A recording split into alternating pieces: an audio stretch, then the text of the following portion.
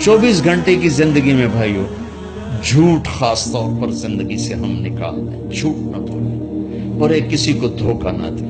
میرے نبی نے فرمایا میرا امتی ہر گناہ کر سکتا، دو نہیں کر سکتا، ایک جھوٹ کبھی نہیں بولے گا، ایک دھوکہ کبھی نہیں دے گا۔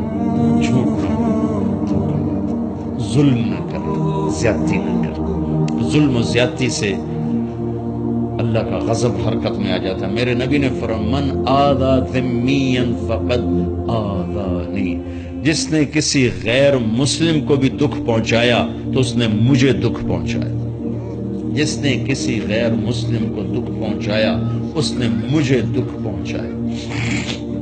میرے نبی نے تو اپنے ساتھ رہنے غیر مسلموں کے ساتھ اتنی رحمت للعالمین کا ثبوت دیا۔ ہم ان کے برتن بھی الگ کرتے، وہ برتن کو ہاتھ لگانے میں کہ دھو، برتن دھو کے لاؤ، اتنی نفرت کا اظہار۔ بھائیو محبت سے رہیں، اپنے کاروبار میں ہو سچ بولو، صحیح تولو، وعدہ خلافی نہ کرو، وعدے سے پھرو مت، کسی کو دھوکہ نہ دو، کسی کو فراڈ نہ کرو۔ بازار کا دین سچائی ہے، صحیح تولنا ہے اور دھوکہ نہ دینا ہے۔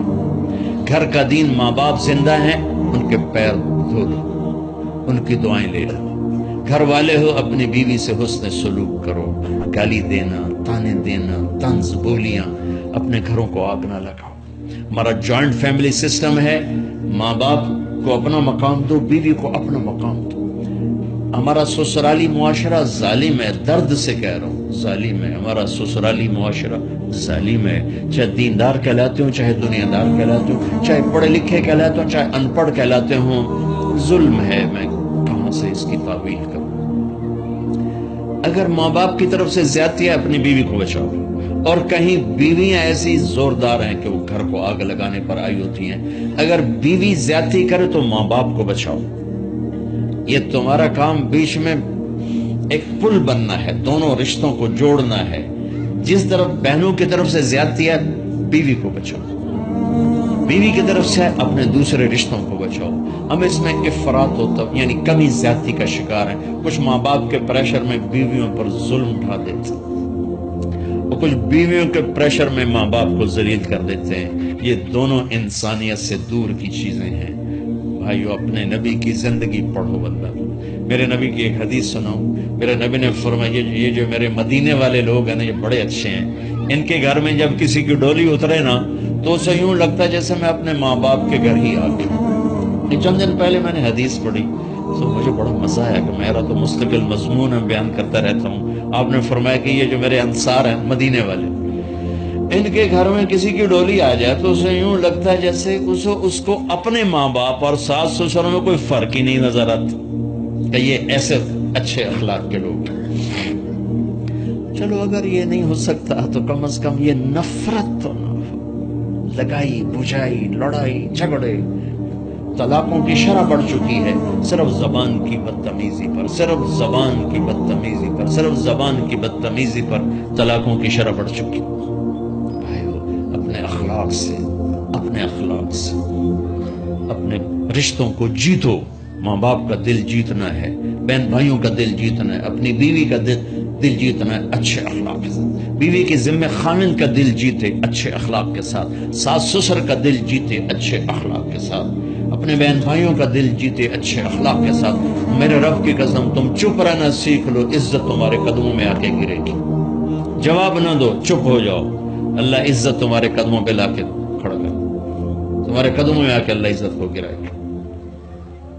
اولاد کو عزت دو، اولاد کو عزت دو، اولاد کو عزت دو، ان کو ٹائم دو، پھر یہ ساری زندگی تمہارے غلام بنیں گے۔ 3 سال کے بچے کو اسکول میں دھکا دے دیا، آیا تو ٹیوشن والے کے پاس بھیج دیا، اور خود اپنے مزے کی ہے، تو یہ اولاد کبھی تمہاری نہیں ہوگی۔ ٹائم دو اور اولاد کی خواہشات کا خیال کرو، ان پر ایسے ماں باپ ہونے کی ایسی دھونس مت جماؤ۔ آج کل اولاد نافرمان ہے، آدھا قصور ماں باپ کا ہے، آدھا اولاد کا ہے، کہ یہ وہ شفقت اور وہ محبت اور وہ ٹائم نہیں دیتے، اس سے آگے بات خراب ہو جاتی۔ اور ایک بڑا حساس موضوع ہے، رشتے ناتوں میں اولاد کی رعایت کرو، اپنی اولاد کی پسند ناپسند کا خیال کرو، ان پر مسلط مت کرو۔ اولاد سے کہتا ہوں کورٹ کی شادیاں نہ کرو، عشق معشوقی کی شادیاں نہ کرو، یہ 99.9% ناکام ہو جاتی ہیں۔ زندگی اور چیز ہے، عشق معشوقی اور چیز۔ اپنے ماں باپ کی دعائیں برکتیں لے کر شادی کرو۔ لیکن ماں باپ سے کہتا ہوں اگر کہیں بچی کہہ دے میں نے نہیں کرنی یہاں، تو اللہ کے واسطے اس کی رعایت کرو، اس کو گائے بھینس نہ بناؤ کہ جس قلے نال مرضی جا کے بن چھڑو۔ انسان ہے، جانور نہیں ہے، انسان ہے۔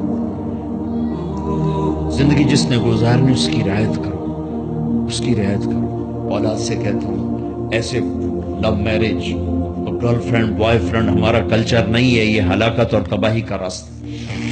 میں قربان جاؤں میرے نبی کی صاحبزادی جنت کی عورتوں کی سردار کا رشتہ آسمان پہ طے ہو چکا ہے کہ علی کے ساتھ کیا جائے گا۔ خبر آ چکی، جبریل آ چکے کہ یا رسول اللہ فاطمہ علی کے لیے، اور حضرت علی رشتے کا پیغام لے کر آئے، اور آپ فرما رہے ہیں انشاءاللہ، ہاں نہیں کی کہ انشاءاللہ، ہاں تو ہو چکی ہے، انشاءاللہ ہاں کیوں نہیں کی، ہاں ہو چکی۔ آپ کو سبق سکھانے کی، ہمیں شریعت سکھانے کی۔ گھر تشریف لے گئے، فاطمہ بیٹی علی کا رشتہ آیا ہے، ہاں کر دو۔ جب جبریل آ کے بتا چکے ہیں کہ یہ رشتہ ہو چکا ہے آسمانوں پر، اللہ نے کہہ دیا ہے کہ فاطمہ علی کا کے ہاتھ میں دی جائے گی، پھر یہ کیوں پوچھ رہے ہیں بیٹی علی کا رشتہ آیا، ہاں کر دوں، ہمیں سکھانے کی۔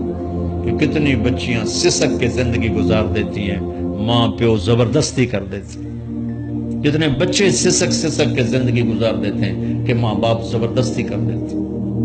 بھائیو اللہ کے واسطے شریعت پڑھو، دین پڑھو، نبی کی زندگی پڑھو۔ حضرت فاطمہ رضی اللہ تعالیٰ عنہ کا انکار کرنا تھا، کیا خیر آج کل کی شریف بچی بیچاری چوک کر کے کہتی ٹھیک ہے جی میں ماں پیو دی مرضی، تو فاطمہ جیسی ہستی کو تصور کر سکتا ہے، کہیں گی نہیں، وہاں سے اقرار ہی تھا، لیکن ہمیں پیغام دینا تھا، سکھانا تھا کہ یا رسول جیسے علی جاؤ لوگوں کو بلاؤ، پھر لوگوں کو بلاؤ، پھر آپ نے نکاح پڑھایا، پھر رخصتی ہوئی، بلا کر آپ نے فاطمہ کا ہاتھ پکڑا اور یوں علی کے ہاتھ میں دے کر کہا علی تمہیں نبی کی بیٹی مبارک۔ اور پھر فرمایا فاطمہ مجھے جو سب سے زیادہ محبوب تھا میں نے تیرا ہاتھ اس کے ہاتھ میں دے دیا۔ بھائیو اللہ کے واسطے اپنی قومی زندگی سے نکلو، رواجی زندگی سے نکلو، پنجاب کی زندگی، پٹھانوں کی زندگی، بلوچوں کی زندگی، سندھیوں کی زندگی، یہ بت ہیں، ان کو توڑ کے نبوت والی زندگی، نبوت والی زندگی، نبوت والی زندگی وہ اختیار کریں گے، ہماری عورتیں بھی سکھی، ہمارے مرد بھی سکھی، ہماری اولاد بھی سکھی۔ تو سارے بھائی نیت کرتے ہیں نا اس کی انشاءاللہ، اللہ تعالیٰ آپ کی بخشش فرمائے۔ تو آپ بھائیوں ایک تو یہاں مرکز ہے اسماعیل، وہاں جایا کرو، جمعرات کو آپ کو فائدہ ہوگا۔ آپ کے پاس مسجد میں جماعت آ جائے، ان کے ساتھ بیٹھا کرو، اس سے آپ کو انشاءاللہ فائدہ ہوگا۔ مہینے میں 3 دن جایا کرو، اس سے آپ کو انشاءاللہ راستہ ملے گا۔ اور دعا سے پہلے اگر کسی سے لڑے ہوئے مستورات میں کوئی کسی سے لڑی ہوئی ہے یا آپ کسی سے لڑے ہوئے ہو تو کہ میں ہاتھ جوڑتا ہوں، مر جانے والی جگہ پہ کیا لڑائیاں، معاف کر دو، معاف کر دو، معاف کر دو، اللہ پہ چھوڑ دو۔ اپنے نبی کے ایک حدیث سنا کے دعا کرتے ہیں، آپ نے فرمایا مدینے والوں سے، مدینے والوں میرے بات تمہیں تمہارا حق نہیں ملے گا، کیا کرو گے؟ کہا ہم تلوار اٹھائیں گے، حق لیں گے۔ آپ نے فرمایا اگر میں اس سے اچھی چیز بتاؤں کرو گے؟ کہا جی کیا؟ کہا حق کے لیے لڑائی نہ لڑنا، چھوڑ دینا اور حوض کوثر پہ آ جانا، سارے پورے کرو۔ اب یہ وعدہ مدینے والوں کے ساتھ نہیں ہے، یہ وعدہ ہر اس امتی کے ساتھ ہے جو جھگڑے سے بچنے کے لیے حق چھوڑ دے۔ اپنا حق لو، کوشش کرو، لیکن اگر لڑائی کی شکل ہے واپس ہو جاؤ کہ یا رسول اللہ آپ کے حوالے۔ آپ نے مدینے والوں میں ہمیں بھی شامل کیا، جس کا حق مارا جائے اور لڑے نہیں، چھوڑ دے، صبر کر جائے، میرے انتظار کر آنکھیں بند ہونے کا کہ میرا نبی تیرا وکیل ہوگا اور اللہ جج ہوگا، ان ویکھیا فیصلہ کہیں دوں گا۔ پھر تم اپنے حبیب کو اپنا وکیل بنا لو اور معاف کر دو، عورتیں بھی معاف کر دو، آپ بھی معاف کر دو، گلے لگو، امت بنو، محبت سے رہو۔ کیا 4 دن کی زندگی میں نفرتوں کی آگ بھڑکانا، محبت کے پھول بکھیر کے چلے جاؤ، کیا ظلمتیں پھیلانا۔ اپنے حصے کی شمع جلا